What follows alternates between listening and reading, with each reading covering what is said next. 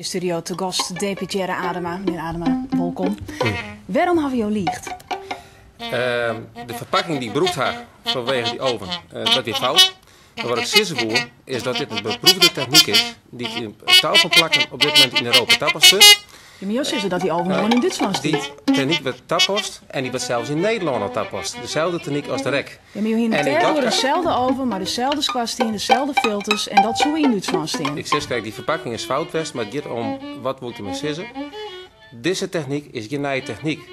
En wie hij je net een meisje met Oost-Europese tastanden, zat ik wel hier. Dat werp ik 4 van mij.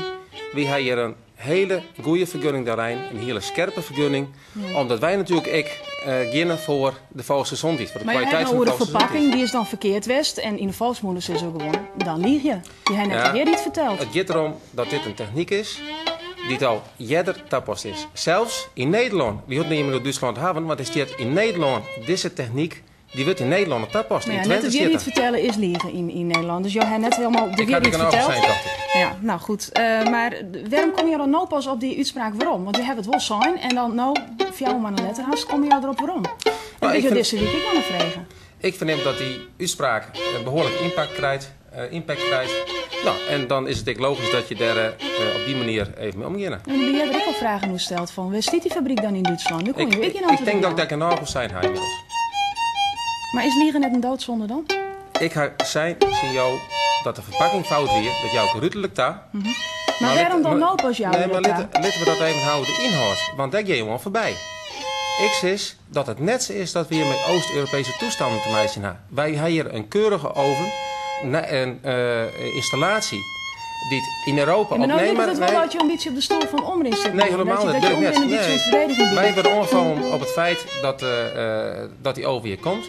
Maar ik wil even zeggen dat die vergunningverlening die wij dienen, dat een heel intensief proces is. Maar in ieder geval die argumenten waarbij je broekt, hè, dat er een vergelijkbare oven dus in de ik ga er net meer op in.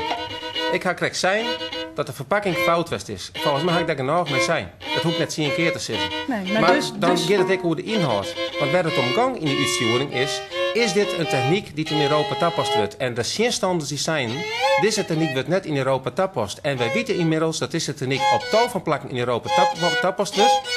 In Frankrijk stiert deze oven ik. En dezezelfde techniek.